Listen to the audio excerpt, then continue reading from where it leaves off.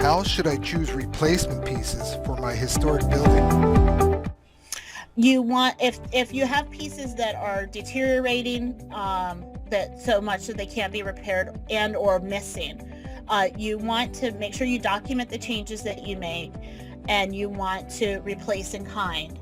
And replacement in kind is another one of the Secretary of Interior's like buzzwords, and it means that you want to replace with the same type of material, so wood for wood, um, using the same or similar methods, and then the same color and consistency, so that it doesn't look different than, like, let's say you have a baluster that is missing, but all the other balusters are there. You want to make sure that you don't just go buy a stock baluster from a hardware store. You actually want to, replicate a baluster that will match the other, so that it doesn't look like it was a replacement part.